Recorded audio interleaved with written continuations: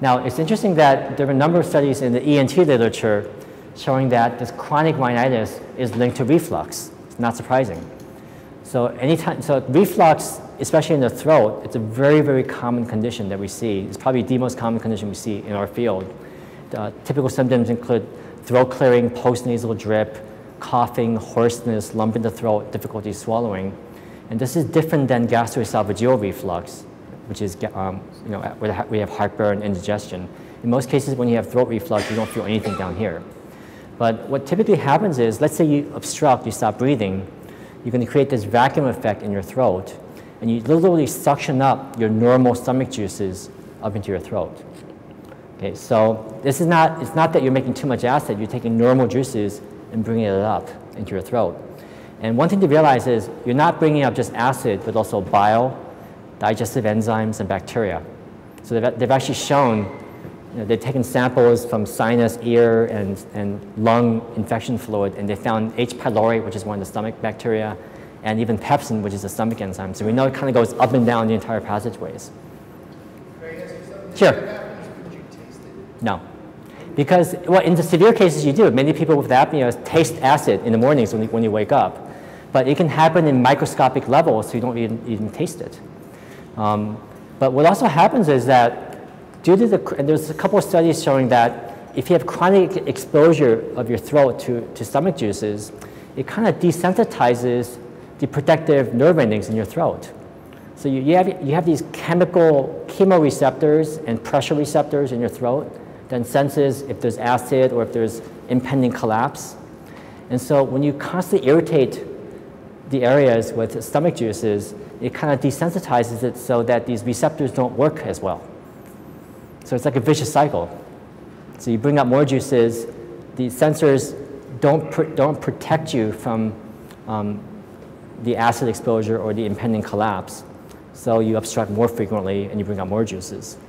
Later in the presentation, we will be talking about how to coordinate all the different specialties. Since now, doctor, you have to go to somebody for your left knee and somebody for your right knee. Yeah. There's so much, there's so many different factors here, and you're absolutely right. How to coordinate this with your neurologist or now your gastroenterologist and unfortunately, that's a very difficult challenge because that's the nature of medicine. Everything is so fragmented, right? So you go to the ENT for the nasal problem, you go to the neurologist for your dizziness, I guess.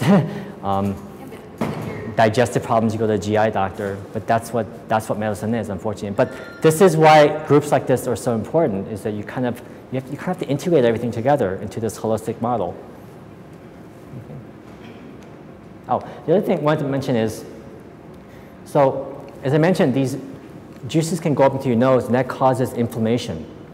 But the other mechanism is where, due to these repeated obstructions and arousals, it causes this involuntary nervous system imbalance. So your sympathetic, parasympathetic nervous system gets out of balance, and that causes your nose to become hypersensitive. So it's a neurologic overstimulation. And could a neurologist help correct that? Once the switch goes on, it's on, correct? Yeah, but the way you treat it is you treat the sleep apnea. Okay. All right, so many of you will also relate that nasal congestion is worse at night, especially when you lay flat or early in the morning, and you have to blow out all this mucus or cough up all the mucus, and it gets better. Now, I talked about before how apnea causes this parasympathetic overactivity, so it causes additional swelling and inflammation. And that's aggravated by gravity. It's also aggravated by, again, if you have smaller anatomy, any additional swelling and inflammation will just kind of tip you over the edge and aggravate this vicious cycle. Any kind of allergies, anything that causes inflammation, colds, allergies, weather changes, your environment, your emotions, what you just ate, there are a lot of other variables that can affect the caliber of your nasal breathing passageways.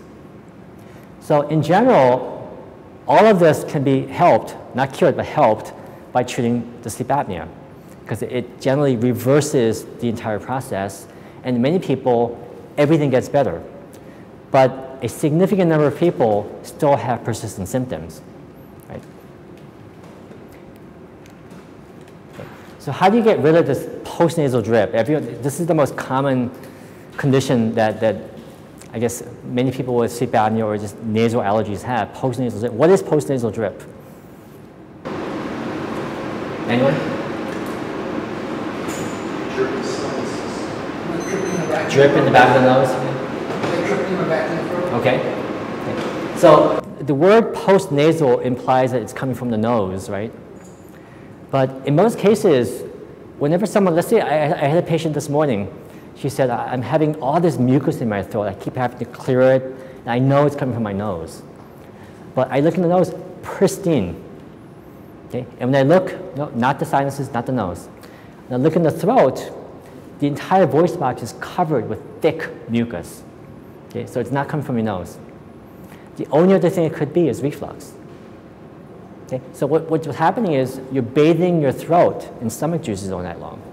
Now that can then go into your nose later on and cause your nose to run, and then it causes this true postnasal drip. Okay.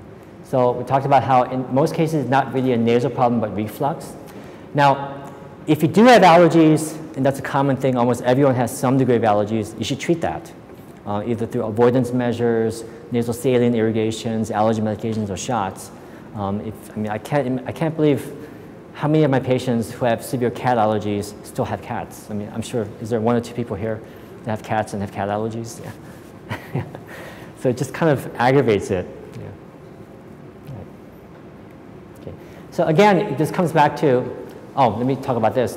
Avoiding meals and alcohol close to bedtime. Why is this important for sleep apnea patients? Versus what you said about it, relaxing any format, especially at that time, because sleep and relaxation. Right. So because your muscles relax when you go to sleep, if you have any juices lingering in your stomach, there's more of it to come up into your throat, and that's going to wake you up more often. And also alcohol is a strong muscle relaxant. So when you drink alcohol, you stop breathing more often, sucking out more juices that were created by the alcohol also. Okay. How many hours do you think you need before the alcohol? The general rule of thumb is 3 to 4 hours before you go to bed, so no snacks, not even small. Alcohol. Oh, same thing, alcohol and food. And that alone, actually, whether or not you have sleep apnea, it makes a huge difference in terms of the quality of sleep and how you feel during the day. And also, some people, it actually promotes weight loss just by eating earlier. All right, so how do you find the reason for what's causing your nose to be stuffy? And you have to realize that it's usually not just one thing. I know that the media, the press, even most doctors, you kind of attribute it to, you like to have that one explanation, like it's tree pollens, or it's your cat, or mold in the house, or whatever. But it's usually a combination of different things with one or two predominant factors. So yes, if you treat the major component, you may feel better, but notice how you don't always feel completely better. Okay. So it's not just an allergy problem, it's allergy plus the non-allergic problem. And many people with sleep apnea will get tested for allergies and will be completely negative to everything. And that by definition means that you have this non-allergic condition. Okay. Now, nasal dilator strips, this goes back to the flimsy nostrils. Now, if you look at the advertisements on TV, and also if you look at the packaging write-ups at the drugstores, they sell these breathe right strips. You know what they are? The nasal dilator strips, restoring nasal congestion, sinus headaches. And they work to some degree in some people, but not in everyone, because not everyone has flimsy nostrils.